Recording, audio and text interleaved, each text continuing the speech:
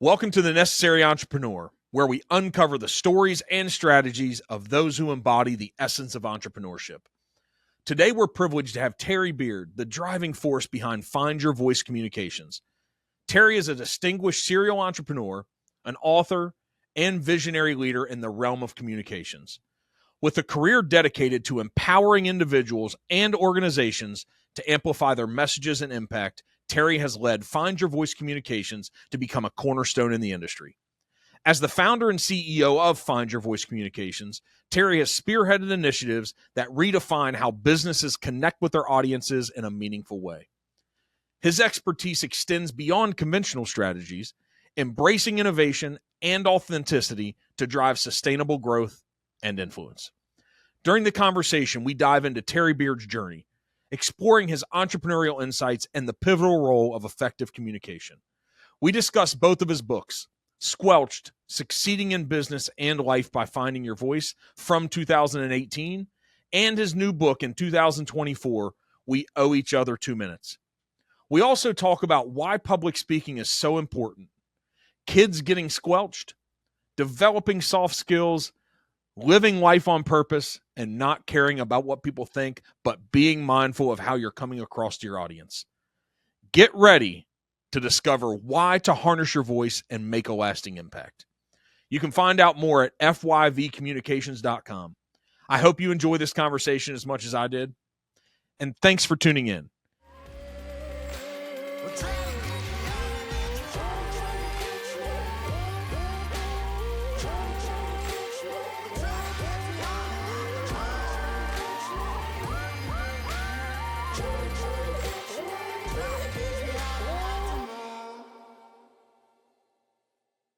So, hey guys, welcome to The Necessary Entrepreneur, and we have Terry Beard from wonderful Portland, Oregon with us today. If I said serial entrepreneur, that would be an understatement for what this gentleman has accomplished. It's funny how where your business starts, it's never where it ends. So there are so many things that Terry has accomplished. It started out with a framing business, growing to multiple locations, acquisitions, partnerships, and then having this passion for public speaking, for developing self-confidence, and I think really going out here in the world and making sure you own every piece of what you're capable of. That's me putting words in his mouth. But Terry Beard, it's awesome to have you today. We'll talk about some of the new ventures you have going on and a new book you wrote in 2024 that'll be exciting too. So welcome. I'll let you give a little conversation after I say welcome. Then I have something good to ask you, and we'll get rolling. So thanks for coming on today. Oh, thank you very much, Mark. I look forward to this opportunity. I love when people say opportunity because I think selfishly that's how I look at every one of these conversations. We have more and more listeners all the time, and I still selfishly I think I get the most out of it than anyone. So I'm excited here today. I'm only supposed to have you for an hour and a half. You better keep me from going for 4. Hit the red light in the background. So 50 years of entrepreneurship. Yes. What's it feel like? It feels great. You know, it's kind of like Steve Jobs said years ago, if you want to know where you're going, connect the dots backwards. Did you know that at a young age that you could determine where you wanted to go and reverse engineer it? Is that something you do now? What's your thoughts about that? No, I've always had some dreams that I would be living to make a difference. First, I had to raise myself up by the bootstraps, get an education, get out of the poorhouse. But then I just got on this road of discovery. And the thing that really started to happen to me when I turned 50, I recognized that I have 2 sons. And I had a company with over 400 and some employees, and I wasn't able to get up and speak. And I was wondering why the vision was getting lost. I started asking myself a lot of questions. I could do just about anything I wanted to do when it came to having stuff. But I thought, I need to find my voice. I need to be able to get up in front of people and speak. So I got on that quest at age 50, went to Dale Carnegie speaking seminars. And 4 years later, I found Toastmasters. And today I'm proud to say, my 2 sons have found their voices too. I wonder how much responsibility, you said at 50 years old, Right. kind of woke up. But how much of this goes back to that 12-year-old Terry who won the newspaper sales contest? Oh, thank you. I still have that trophy. I'm really proud of it. But I think it even goes back before I was 12. I was in the second grade, and I was chosen to be the school MC for first through eighth grades. And that was back in the Elvis Presley era. So I had his hairdo, I had the whole thing. I was all dressed up, and I was up in front of the school, and I really felt very, very proud. Excuse me. And then one day, the head professor, the principal of the school, came to me and said, "Your deportment on the school ground doesn't comport with what we need in the schoolhouse. So we're going to need to ask you to step back and have somebody else be the MC because you're just not quite good enough." So that's where it began. And I sat on the bench for the next 40 years, but not anymore. Yeah. When you joined Toastmasters 30 something years ago, I believe. 24. 24. So what was the nexus of that happening? I know we said it 50 years, like why was that the thing? And we'll go deep into it, and you having the Speaker Alliance now, and then Find Your Voice Communications. So you have this passion of building self-confidence and public speaking. No doubt that you figured out that unlocking your life comes from the ability and the confidence to go out and to speak publicly, because you also have this idea that this book that you wrote in 2024 that is about, I thought it was awesome, just that we all owe each other 2 minutes. Yes. So where did this originally come from, though? Going back to Toastmasters, what was the cause that something happened to you that said, I need to learn and develop this skill? What happened in your brain that triggered, that knew you needed to do something like that? Well, I knew I didn't have the confidence to get up in front of people, to even go to events, go to parties and make small talk. Even though I was outspoken, I didn't have the confidence. So I was really a shy and bashful guy. And I really felt that I wasn't good enough. And as a single father of two sons, I felt an obligation that my two sons needed to find their voices. And the first thing, I need to start with myself, find my voice. So I was reading a book at the bookstore by Brenda Ullin, and it says, whatever you want for your children, start with doing it for yourself. So 54, I'm looking for a Toastmaster group. I found a great one. I started finding my voice. I couldn't even get to the podium. Excuse me. And people had to help me get up there because I would just break out in a sweat. My heart was beating so fast. And I said, I have something to overcome here. And my son saw me, vulnerable as I was, preparing for my speeches, writing them, talking about my speeches and giving them. And I never once said to my sons, you have to take public speaking courses. They just admired me, and I was a role model. And that's what got me on my trail to find my voice. And the more I developed self-confidence and self-esteem, I was able to look out and see and learn that 70 to 80% of Americans cannot public speak or give a presentation. And the reason why is they lack the self-esteem and self-confidence. So most all of us at some place along the way were squelched. And when people are squelched, they're beat down. And we see young children that are just excited about going to school until somebody gets the red pencil out and starts finding fault. And then we wonder why we have so many shy and bashful kids. Then they can't public speak. And today in public schools, private schools, for the most part, taking a speech class is not a requirement. So we miss reading, writing, arithmetic. We miss the fourth R of rhetoric and communication. So I was on a quest to become a better me. And I'm really proud because my younger son graduated #1 at Berkeley and #1 at Stanford on his master's degree. Foundation of Public Speaking.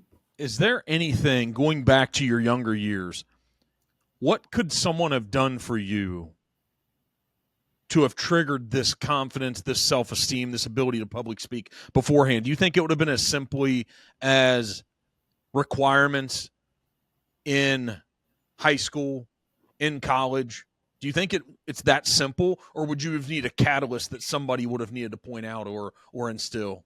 Without a doubt, somebody has to believe in us and take us by the hand. Now, my parents did the best of what they could.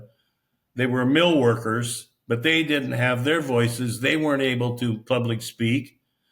They wouldn't even lead a happy birthday tune or give a eulogy. So I really didn't have any help at home, and I don't find fault with them. I'm not in the blame game there. But going to a Catholic school, there was a priest there who was an awesome speaker, but I don't think he had the presence of mind of taking somebody like myself or the other schoolmates of mine and say, hey, here's how we do it. I'm going to show you how we do it. And it's all done through encouragement. In your first book, Squelched, it was 2018, Squelched, Succeeding in Life and Business by Finding Your Voice. There's a chapter in there that says developing confidence is an inside job. Exactly. It's an inside job. So what I didn't do in school, I went back and went to work on. Reading, writing, all the different things that I missed in school to develop my confidence that I was good enough. And in the process of that, I started building more about me. So whether I'm sitting with people that work in the paper mill or I'm sitting with presidents or kings and queens, I feel good enough. It's not about how much stuff I have. That's living from the outside in. I'm living from the inside out. And the more of us that live from the inside out, the more patient we are with ourselves and therefore with each other. Where do you think this confidence and self-esteem that you're speaking to, that now is your passion, where do you think where's that reside? Where does that come from? So it's funny that we're sitting here talking. I have consistent, when I get up in front of my company, we have hundreds of real estate agents in the brokerage that I run here in the Midwest. And I bet for 2 or 3 years, what I have been sharing with them was, it's not about your IQ. It's not necessarily how about smart you are, but it's about the confidence and self-esteem you have. And what I just told them, we just did a book study that I did with about 27 people. And we went through multiple chapters, and we wrapped up the book last week. And last Thursday, I'm sitting there talking to them, and I said, you all listen, there's 2 words that are the foundation of everything you're going to accomplish in life. It's self-confidence and self-esteem. And what I said, but I think what we miss in those, the first word of both. It's right. Self-confidence and self-esteem. I said, not other people's confidence, not other people's esteem. It's yours. Right. And so you can't wait on other people to show up to shoot this stuff into you. You've got to go out here and grab it and own it. So what's the best way for us to do it? You have way more years behind you than I do. And I hope we have many in front of me, but it's easy for me to say this, for me to recognize it, for you to know it. How do we help them grab onto this and for it to be a part of who they are, for it to be a part of their soul? It's about storytelling. We wrap it up into a storytelling, and it's about overcoming. Look at J.D. Vance, Hillbilly Elegy, an author now in the U.S. Senate. I read his story. I've been following him, and he's developed himself from the inside out. He went against everything that he had to go up against, and it was all about overcoming. But if we take the time and talk with people and encourage them, like, for example, the Speakers Alliance, Dave's going to come one of these days on the 25th. I'll be speaking. I'm one of the 2 speakers. But there's people from 16 to 87. They want to be in a sense of community. But like yourself, I'm a sales guy too, and I tell them how much fun I'm having. Yeah, have you ever been to a group like this? Boy, I'm having more fun, and I keep growing myself at my age. Hell, I'm proud of that.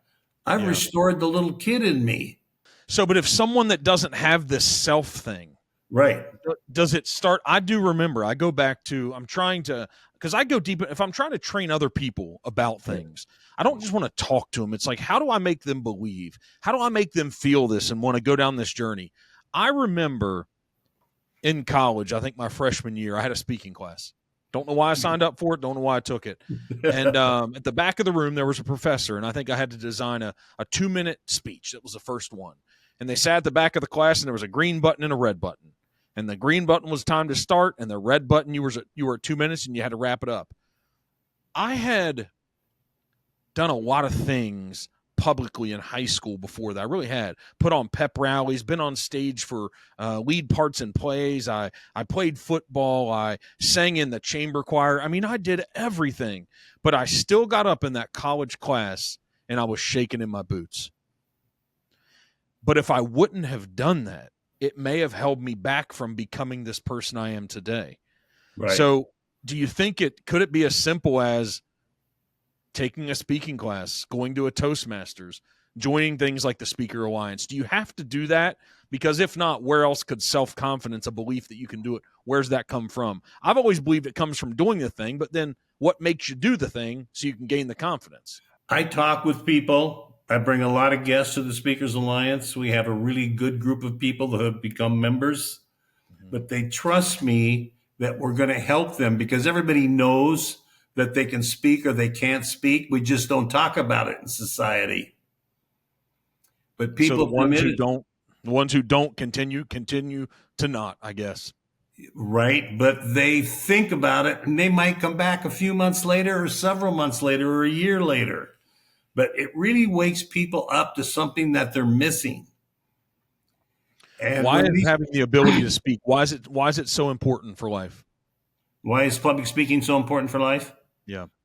It's amazing. You want to present something, you want to sell something, you have to do, Mark, what you're doing. You get up in front of people. And when you like yourself, other people like you too. And you're able to get up and exude confidence. And I'm not talking arrogance. I'm just talking, you bring people in with the words you use, or we can push people away with the words we use. But it's important when we bring people in and help them, to find their voices. We need to have a safe harbor.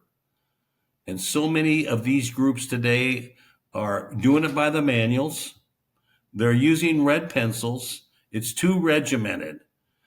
So we've developed at the Speakers Alliance, myself along with the co-founders, we make people feel really, really comfortable so they let their guard down and let the good stuff come in. And they feel better about themselves and they go, oh, wow, I see value. These are people 45, 50, 60, 70 years of age. We have two guys that are 85 that come in here. They have all these years been able to work around not being able to speak and to present. But when you find your voice, look what you're doing. You're building a great company. Imagine you doing it without the ability to present or public speak. Yeah, it would have been whatever level we're at on this process to becoming great, because I think that's important. That's inside of my soul every day, that the pursuit of greatness is essential. Why do life without it? And whatever you choose to do, work towards great every day. It doesn't mean perfection. People get that twisted. They're not the same at all, but working towards great. Why is the prevalence in corporate America, why is there such a noticeable gap, as you noted? I think I found on your website. There's a noticeable gap in effective communication skills and self-confidence among leaders. How? That you've noticed, I'm like, how in the world can they lead without that? I don't think that they are. I mean, I had a company that had a lot of stores, as you mentioned in the introduction. 400 and some people were working in the company, and I'd always pass the opportunity for others to do my talking for me. I'm abdicating. And there's another side of this too that nobody talks about. Speech anxiety, glossophobia affects 70 to 80% of the population, all ages. That can be documented. A lot of people will say, well, I used to work with Amway. I used to do this. I used to do that. they're really gruff in their demeanor. They still are suffering from speech anxiety, but they've got a veneer of being really, really rough. I can tell by chatting with you right now that with your style, you're bringing people in fellowship, and people want to follow with you and they want to enhance your leadership so they can do better and then you do better. Yeah, I have a passion for opening up this world for folks that their mind sees it. I actually see that it's simple, but it's still hard. I don't think the world is that complex. I don't think being great at sales is that complex. I don't think operating a successful company is that complex. It's all hard. There's hard things about it, but there's a pretty straight line from the daily objectives that we set out to achieve and the necessary tasks and disciplines that are necessary. And I want others to feel comfortable in talking about it, having a discussion around it. Talk about the things that you're insecure about or that you're not confident about, and be open-minded to grow, to learn, to help influence others. So I want to help other people feel it to be so simple. That's one of my goals. Without a doubt, we've just met, but I know you're doing that. I can feel that. I know that because you're non-judgmental. How can you sense that? How can I can tell by the way you talk and the way you ask questions. I can feel how we've engaged, and it's been very, very quick. Mm-hmm. But at the same time, if somebody is being too judgmental, it doesn't bring people in. And in our society, it's all about competition, who's better than the next person, who has the biggest car, who has the biggest house, who blah, blah, blah. The list goes on. That's the stuff part. Yeah. And when you have the stuff part and you look and say something's missing, then you start taking inventory of yourself. And I go, oh, hell, I'm good enough to go anywhere now. Yeah, why not us, right? Right. And then I take the judgment out of people because they can, we can pick up on it right away. And people come to the Speakers Alliance and they go, oh my God, this feels good. I have people telling not just me, but other people, I'm coming back. This really feels good. People make me feel comfortable. Then in the process of that, they find their voice. And then people who've been there, my age, older, say, my God, this is more than about public speaking. This builds out the whole package of the person. Terry, did you say older than you? Yes. How do you still find you're not too many years away from 80? Right. How do you still find this purpose, this passion, this energy to be who's sitting in front of us today? Where's that come from? How do you still find that person? How do you still access this? I've always felt that I'm young and I'm young at heart, feeling good enough. I've got my jeunesse, my youth. I've recaptured my childhood. And if I don't want to listen to something, I'm not listening to something. I've got my own way or the freeway. But I have helped a few people find their voices and didn't even know I was doing it. It's just that I was enjoying it. And a couple of companies that I've worked with, the people came to me and said, I like what you've done for my friend or you've done for my partner. I'd like for you to do this for our company as well. Help people to find their voices. My partner and I have a company. This guy owns this huge, huge commercial painting company, a lot of employees, and he's constantly going to work on improving his employees' skills. And he knows that's with personal growth and development. But we have leadership courses going on all the time, all over the place, HR departments, but they keep skipping the step about people finding their voices so they can get up and present. Somebody doesn't talk about this very often. Warren Buffett. If you want to enhance your value 50%, become a good public speaker. He did Toastmasters, right? It's the only diploma he has on his walls in his office. That's it. Yep.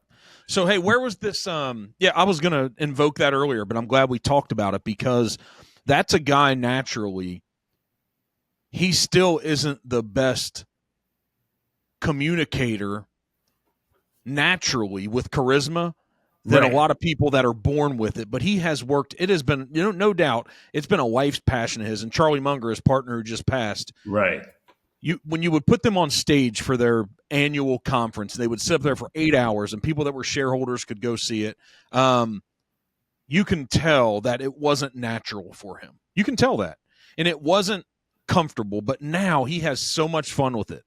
Yes. And still comes across as awkward, but I can only imagine the person that he was, the lack of communication skills before he did it.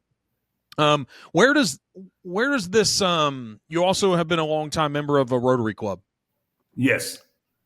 Where does that, I'm assuming that comes from a passion to serve, passion to improve. I don't know as much about it, but what's the importance for you to be involved in that system, in that group? Well, I was about mid-40s when I joined Rotary, and I really have never been involved in giving back and doing volunteer work. And a dear friend introduced me to Rotary, and I served for 30 years in Rotary. And I was engaged in all kinds of different community service projects until I found the Speakers Alliance with 4 colleagues.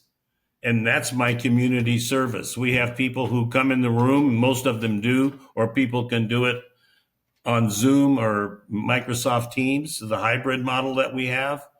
But finding our voice, not Charles Munger, but Warren Buffett does not buy a company if the CEO is not a good public speaker. Really, I hadn't heard that piece from him. I know he does 1 and 2 page contracts. It's about the individual, but I hadn't heard that. Well, yeah, because he wants a good leader. Good leaders are good readers, and they're good speakers. Yeah. They energize the troops. They give them the vision. They take them to places they can't be, and they haven't thought of going. And there's another one out there, Jeff Bezos. The Bezos Blueprint, written by Carmen Gallo. Give us the highlight of it. Okay. Bottom line, 225 pages. Carmen Gallo has done a great job in public speaking. He's out of Harvard. He works with the Jeff Bezos, Steve Jobs when he was here, Mark Benioff, Howard Schultz, all the C-suite CEOs about public speaking. 225 pages of Jeff Bezos, the book, the Bezos Blueprint. 2 skills are not soft skills anymore. They're must-have skills. Writing skills and speaking skills, which are presentation skills. We're now having a reinvention of education in this country. Right. Or a realization on what education is. I am 100% all in with constant, nonstop education. But it's not just the formal types that was so ingrained in us that were necessary. The best, I learned a few things from some college courses, but I've learned the most from just doing. Yes. I've learned a ton from reading. I've learned a ton now from YouTube. It's like I get to have mentors that aren't even alive anymore, like Jim Rohn, these people. I don't, when he says, hey, it's not about the money you earn or the position you have, it's about the person you become. Yes.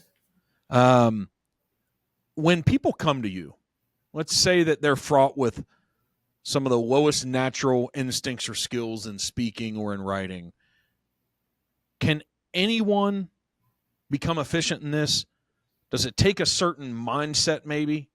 Because I'm sitting here wondering, the people that come across that quit or don't finish the programs, that think it's too much for them. But can anyone become a successful or proficient speaker? Oh, absolutely. I mean, you just mentioned about Warren Buffett. He's got his own dance. That's the point. We all dance a little different. We all have our own rhythm, and it's helping one another. Right now, we're so busy trying to beat up on one another by competing who has the most stuff. Yeah. But I'm talking to people. I do nice things. I have nice things, but I size up with people, not just to sit there and help them, but I'm a part of the group. I'm one of the speakers. I'm in the queue like everybody else. I take turns, but I've hung up the golf clubs, put away the television set, pulled out 2,000 books over the last 25 years, found a couple of dictionaries, and I write my speeches, but guess what? I don't read them. I internalize them and I give them. Yeah. But you have to make the time sacrifice. But when I golf for 25 years, I'm a damn good golfer, but I'm going, the conversation's not going anywhere. How's your wife? How's your mistress? Are you making any money? How's your health? How's your kids? The same locker room talk, and I go, this is not exciting to me.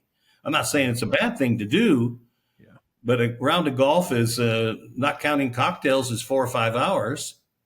And you do that 3 or 4 times a week. And I just invested that time into finding my voice so I can get up and have something to say and not really care what other people think.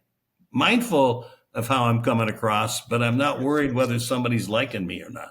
That's an awesome statement. Mindful of how you're coming across. Why that? Well, I want to do well. I want to present well. And I also want to show people that when you feel good about yourself, you can bring people in and you can do this too. It's all about overcoming. Earlier, you said that you picked up that I was non-judgmental. But as I retrace my life, I was raised to be judgmental,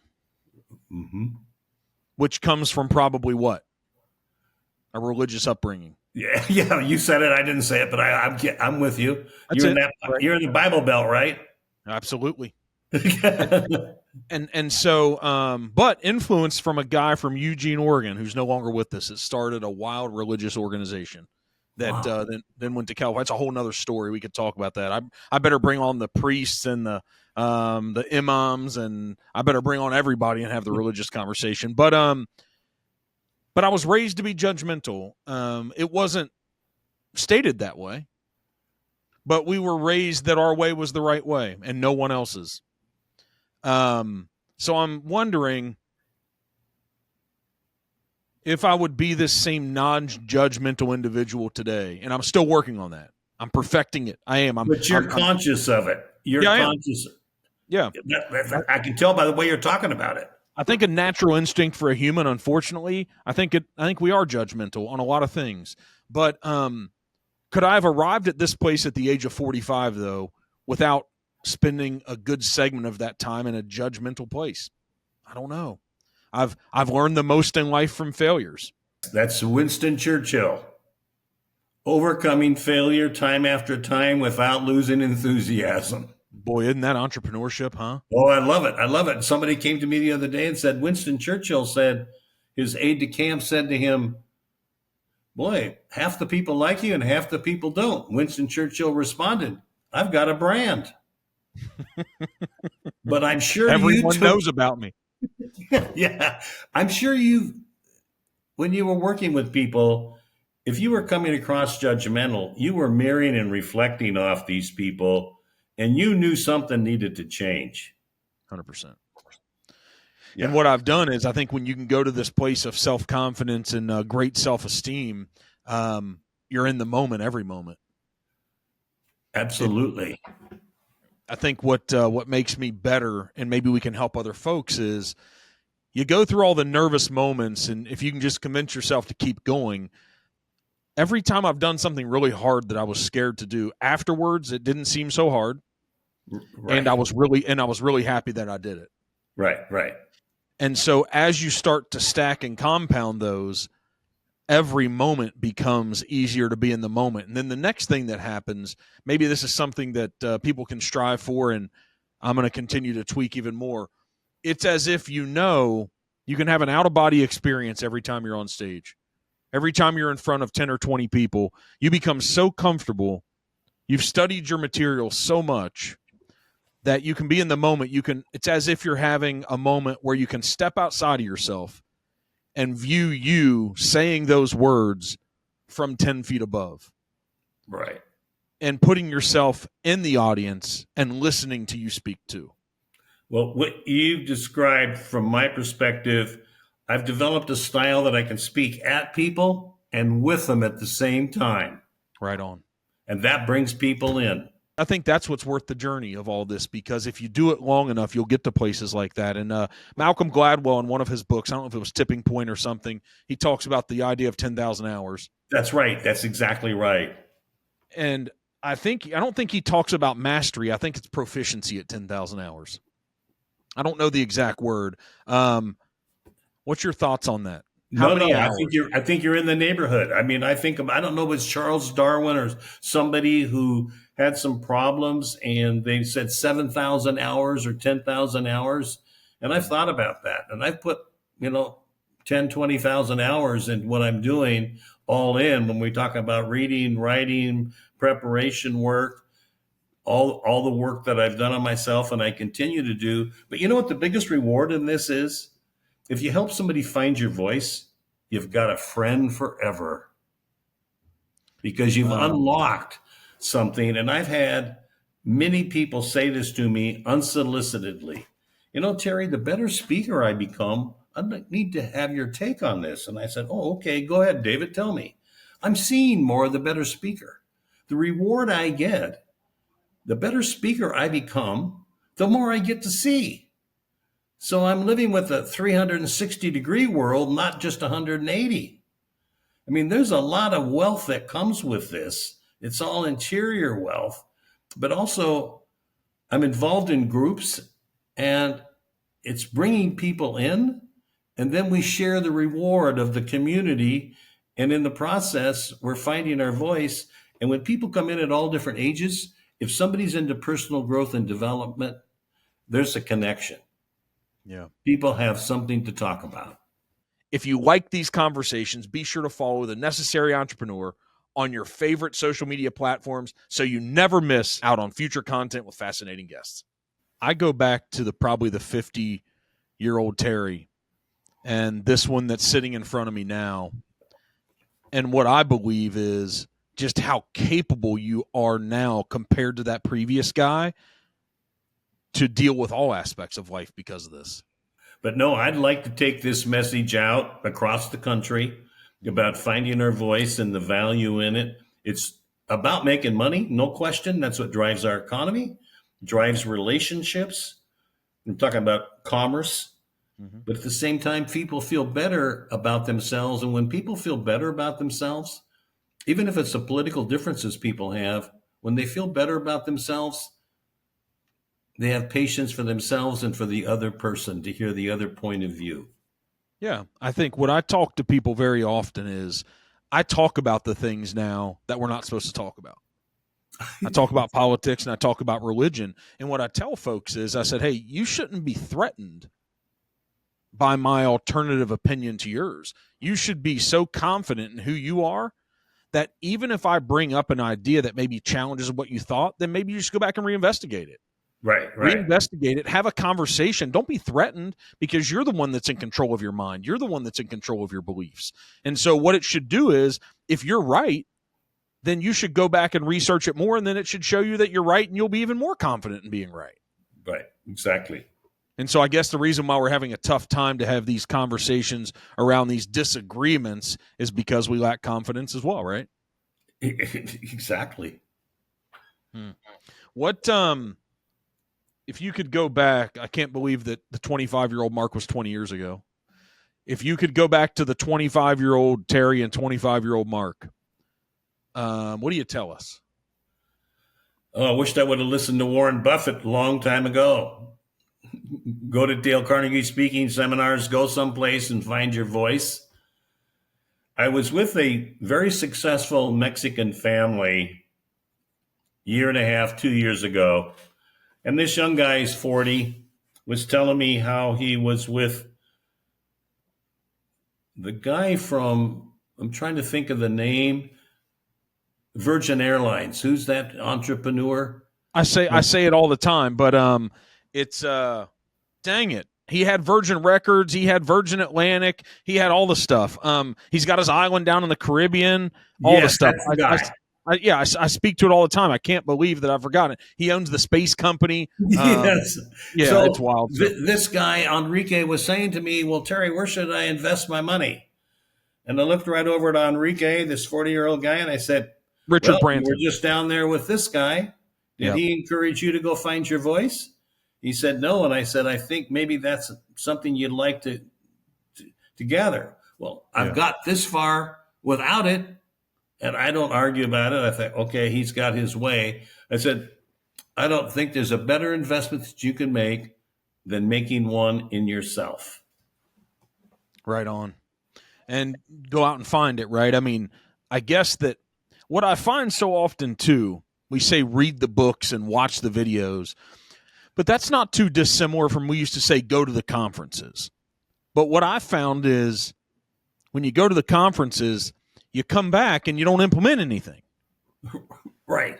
So what's the next level of go find the venue, read the book, listen to the experts, go to the conference, but then what? I say take action, but then what? Find that person that's going to hold you by the hand and show you the way. Mentoring, if you will. But somebody took me by the hand, as I outlined in that first book, Squelched, and insisted in a very nice way that I find my voice, develop public speaking skills. But he showed me the way, held me by the hand, even when I was preparing and I was sweating, I was concerned, I was very judgmental, and I was just squelching myself. In addition to other people squelching me, I was doing more of it. But we need to be open to find the right people.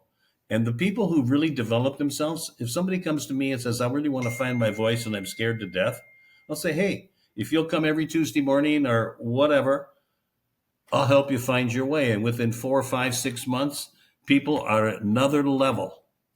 And why aren't we doing this in schools today? Well, maybe that's going to be part of the evolution of this new education thing, public, private, whatever.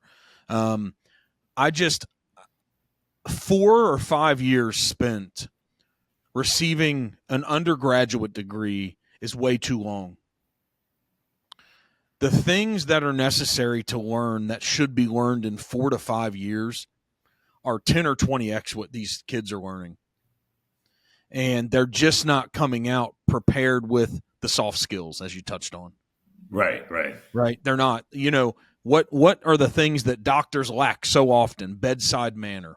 Exactly. But yet when patients, when we do reviews and we fill out the charts and the evaluations, so much of that is they were lacking bedside manner. And so kids are coming out of these institutions, educational institutions now, and they're just not ready to go out here and face the world. They might have filled this brain with a lot of book things. They might have memorized some answers to questions and, some algorithm or some equation. But, man, it's so much more. They're living half the potential. Yeah. Being smart and don't have any social skills or any personal skills. I'd rather have the interpersonal skills and the ability to speak.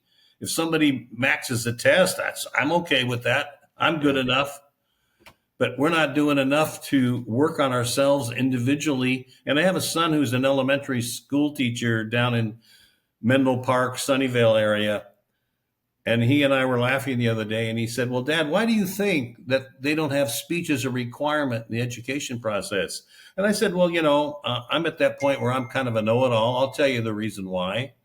Teachers can talk at kids, but they can't talk with them. He said, it's really interesting you say that because I go to these teachers' conferences and there's an MC up there that's very outgoing and very good at getting the whole group all wound up to have a good time. And then she starts calling a few people to join her on stage. And MG says, okay, I'll go up. But if any of you want to go up, oh, no, don't call on me. And I said, those are the people that are teaching our kids. What are we scared of? What are we scared of? The truth? Is that where the judgment and everything comes from? It's a big statement, but are we scared of the truth? Are we scared of maybe the truth is we do have weaknesses? Maybe the truth is maybe we don't know. Maybe the truth is we're scared. Is that what's going on here? Are we scared of the truth? This is an old phrase, and I don't even know if it's being used anymore. My grandmother used to say, kids are to be seen, not heard. It's a bad statement.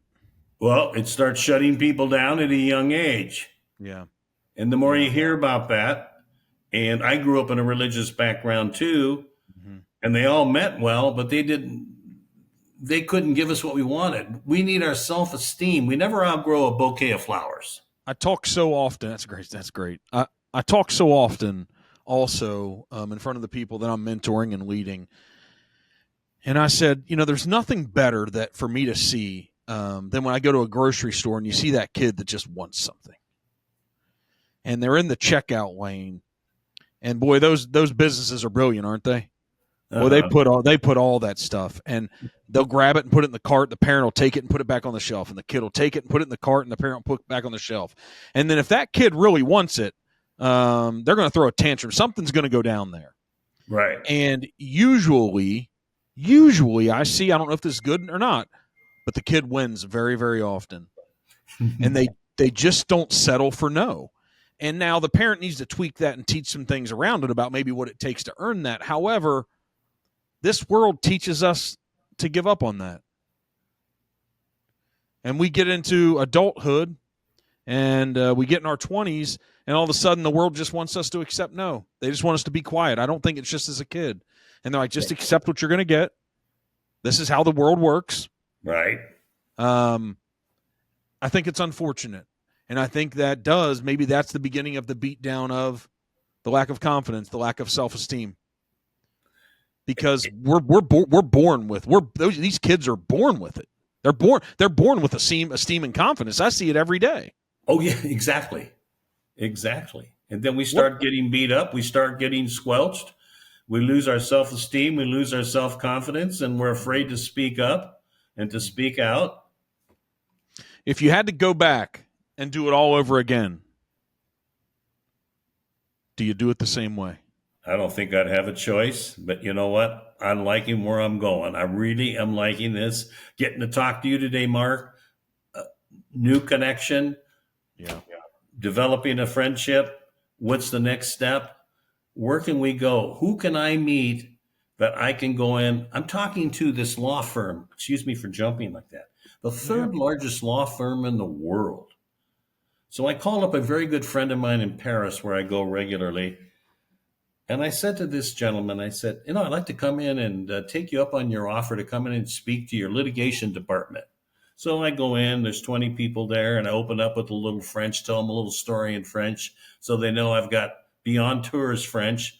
Maybe tell us the story and then we'll jump back in. Tell us a little story in French. Give us 30 seconds of a story in French. So, quand j'étais très jeune, je suis allé dans le bâtiment de Regina Hotel. Le président m'a demandé de devoir parler en public devant le Rotary Club. Oh, j'ai parlé en public. Oh my God. Je regardais mon assiette. C'est comme une piscine. I said, when I was all done talking for 10 or 15 minutes and hooked all these tourist phrases together, they started asking me questions. So I guess I did okay. That was when I was turning 50 as well. And my plate was an assiette, a plate. It was full of water. It was sweat. Here I was wearing a blue suit, purple tie, French cufflinks, and all I did was stand up. And that was the day I said, you know what? I've got to learn how to do some public speaking. I've been to Dale Carnegie. I got to continue on this path. So I went over and told him, I said, but I know something. You have 180 offices in 80 countries, and I got to tell you, English is the word today or the language today, so that's what I'm going to speak in English, and I'm going to speak very, very slowly, and I'm going to articulate my words, so je n'ai pas coupé le mot. I'm not going to cut off the end of the word. So they started listening, and we talked about the value of public speaking. This is a litigation department. I said, all the people that make money around here are the ones who are presenting. The rest of us are all good writers. That's only half the job. So today we're going to learn about, let's go find our voices so we can get up and make money like the rest of these people are making who are able to get up and public speak. We had people in there, all different ages to my age, and I'm laughing like hell, and so are they. So I get to go back and talk to this company again. Who knows where that's going to go, but I'm loving it because I created some awareness. And I also connected with people, which is, for me, the selfish part that I love. I love connecting with people. So can I make an assumption? You spoke about you have two sons. Yes. I'm assuming that they're filled with confidence and are comfortable public speaking. Yeah, absolutely. Absolutely. That's the proudest thing. That's the proudest thing that I've accomplished. It's more than how much I can leave them. It's that they have their voices and they'll be able to do their speaking for themselves. They won't have to go somewhere else to get advice on what to say or not to say and let somebody else do their talking. They can do their talking for them, and they can stick up for themselves if need be. Is there a difference in this necessary trait of public speaking between cultures of the United States and France? Is it just as necessary no matter where you go? Yes, and yes, it is, Mark. And I know in France, because I've spent many years there, I was stationed in the military in Germany and did my R&R, if you will, in France. So I've been going back and forth to France for 50 years, 2 or 3, 4 times a year since then. So it's like a second home to me. But the same problems exist there, but I'm very sensitive to say 70 to 80% of the Americans have the problem rather than faulting everybody else where I don't have a passport or I don't have a vote. So I'm very guarded. You founded, I think this might have been 2015, you founded the Portland Rotary Toastmasters Club. You combined the two. Is that correct? Well, what we did is we started a committee. Yes, it's correct to a point. I went to Rotary and said, we're building leaders in Rotary Club. And at that time, Portland Rotary had 200 or 300 members. It was a pretty large club. And they liked the idea, and they asked me if I would stay with it if we were to create the Portland Rotary Toastmaster Club, which was really a committee of Rotary. And then a gentleman at the Portland Rotary Club, a fellow Rotarian at the time, said, this is a great idea. We were getting 30 to 35 people to a meeting. In Toastmasters today, that's an unheard of number. So I got a hold of Rotary International, this gentleman did, and so I connected with them. And we laid out a program that we could put Toastmasters and Rotary together so they could market together. But they really didn't want me to be a part of that because they had their own way that they wanted to do it. And both organizations are great organizations, but the entrepreneurial spirit, I'm not sure, is where it needs to be to really carry off something that I'm doing with my co-founders and the membership of the Speakers Alliance. Because we're not regimented. We know everybody has a different dance. They sing to a different tune, that people can get up and to speak and not be judged. We want people to work to do a good job, but not to get up and think about being judged. Who cares? Just know your product, know your speech, and get up and talk about something you're passionate about. But Rotary and Toastmasters was a dream that didn't go as far as I thought the potential would be. Yeah, was that your dream or the people who founded Toastmaster and Rotary? It was my idea that we have the Rotary Club over here, and we're running around the world trying to help everybody. It's costing a lot of money. Doesn't cost anything to find your voice and just talk. There you go. Can you imagine, go back to when you had you built the foundation of your entrepreneurial journey. Right. So I want to give you kudos too, because the new segment of your life, the new season of your life is coaching. It's helping people find their voice. Kudos to you, because what I find so often are people that are calling themselves coaches, and this isn't judgment, this is evaluation. Right. They call themselves coaches, and they haven't done the thing. And I know that every once in a while in life, there are people like Bill Belichick, for example, right, that didn't play elite levels of football, but he became an elite coach. But his entire life was that. I mean, his dad was a coach, and he learned it. So he spent so much time learning to coach. The average person, I find themselves wanting to be a coach before they've really developed the skills and the necessary knowledge, the brain power, going through all the heartache. There's certain levels of experience that are necessary before we're ready to coach. And maybe, I don't know if you would agree with that or not, but it's important, and it's kudos to you that you put in so much work of all those years of starting out operating framing businesses, of framing pictures and portraits. And I think about the reason why you're a guy that's in the spot that's capable of leading and coaching in an elite level in a great way is what I'm assuming, because The Terry now could look back on that Terry and say, oh, I accomplished great things, but oh, what I could have been. If you didn't wait until 50 or 54 to wake up, oh, Right. what you could have been. The Terry now could coach that old Terry, the 32, the 35, the 30-year-old, and probably have an extraordinary outcome. Oh, thank you. What's your take on this idea of this coaching thing, on you being prepared now because of your past work? And I call it the receipts that you have.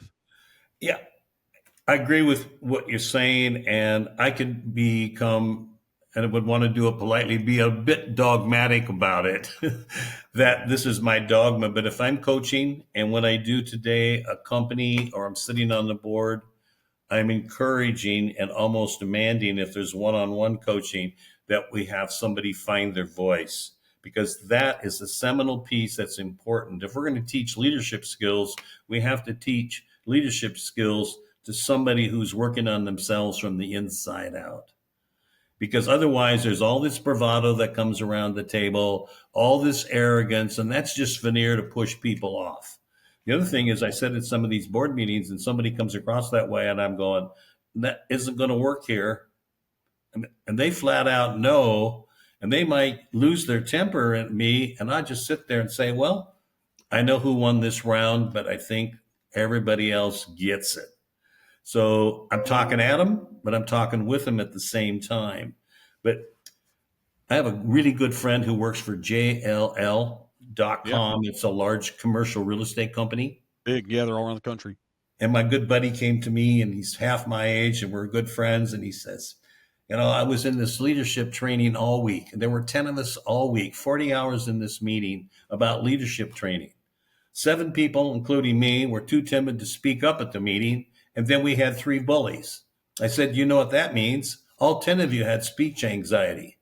So they needed to start off with people feeling comfortable with themselves individually so they could feel good together.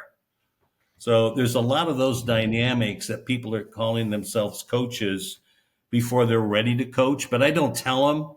I'm just kind of like showing them this is what I do. And sometimes somebody might take issue like, he's just all about this. But you are all about this. Yeah, but I don't have to beat anybody up. Yeah. The people that get it, get it. Yeah. Yeah. So what about the people who don't? No, I just don't spend a lot of time. There's a great guy out there, Joel Osteen. Mm-hmm. He kind of gives me pep talks like he does everybody else once in a while. Somebody else will take care of them. You take the high road. You take the high road. Yeah. So you've invoked finding your voice multiple times through the conversation. Right. I'm sure we're going to retread on the stuff we've talked about, but if I would have let off like, hey, Terry, what's finding your voice mean? Ability to get up and public speak. And that's how the second book came about. We owe each other 2 minutes. I have a son who's been living in Del Mar most of his life, Del Mar, California. I don't know if you've been there, Mark, but it's a beautiful part of northern San Diego. And they've got a beach out there. And my son, who's now 48, we've been walking this beach for 40 years together, maybe 45. And he said, Dad, I really believe that you're on the right path. He said, I had something happen to me that was really, really difficult. He said, my girlfriend of 8 years passed away just before COVID of cancer. And people don't think this, but you would know what I'm talking about. It was time to do the celebration of life, and it got put off because of COVID, et cetera, and all the quarantine. And finally, we had the celebration of life, and thank you and your wife, Pascal, for coming. We knew you'd be there. But I asked some family members to get up and offer a few words about Julie passing. And you know what he said? Dad, they were too frightened to get up and talk, but they could have gotten up and said, Jeff, thank you. We miss Julie, but we want to thank you for all you've done for Julie. Those people are living in regret. They knew they owed to Jeff to get up and say something. Whatever they said, they were to own, and I'm not judging that. But that's how the book got its title. We do owe each other 2 minutes. So if I get called to go do something. I went to a 50th anniversary the other day. This guy has 2 kids. And he asked me to give the toast and give a little speech. I knew what he was telling me, that neither one of his 2 sons were equipped to go up and do their job. So I didn't say anything to either one of the sons. I just got up graciously and offered a toast and a few words. But this is what it's coming down to. How many people of us go to celebration of lives or baptisms or bar mitzvahs, and we don't have the confidence to get up and speak and say a few words? It's funny. I'm reviewing a couple things. I always make sure when I hear a story, never to be a one-upper. It's a bad thing. It's a bad thing to be. Oh, go ahead, Marcus. Okay. No. I was going through some of the experiences as you were talking about your son and, his partner of 8 years passing away and them not being able to say that, and then people asking you to get up. And I reflected on so many moments in my life that someone asks you to marry them, right, on a beach. Well, they didn't ask you because you were the smartest. They didn't ask you because necessarily you're the best friend. I wasn't in the wedding. They just asked me to be the person, and that's because who they had seen me to be.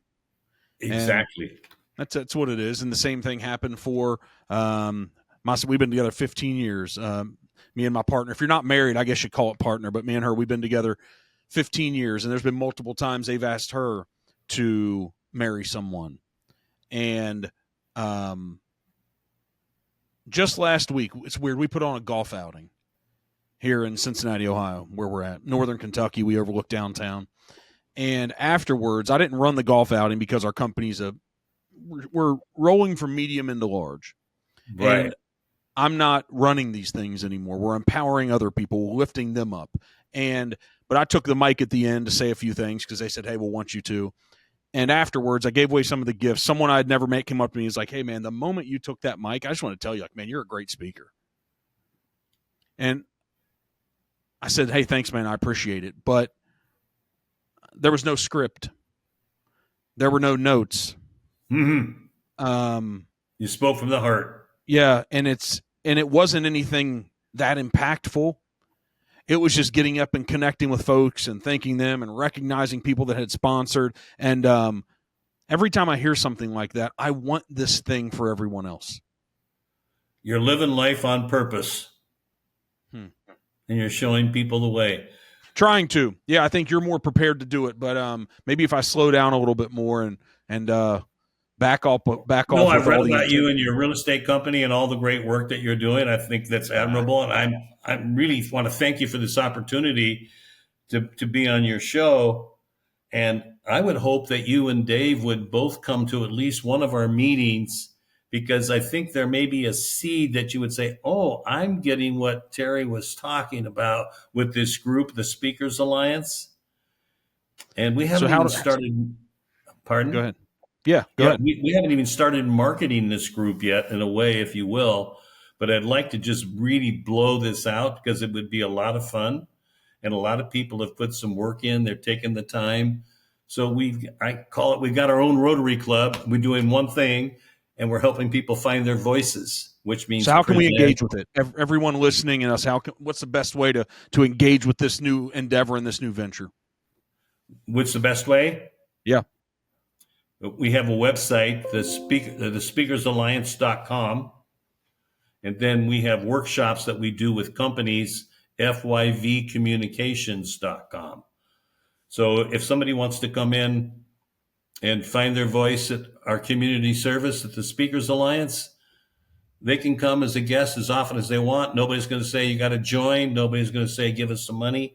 Somebody says, well, I like this. I want to become a regular member. We charge them $100 every 6 months. Now, that pays the room rent.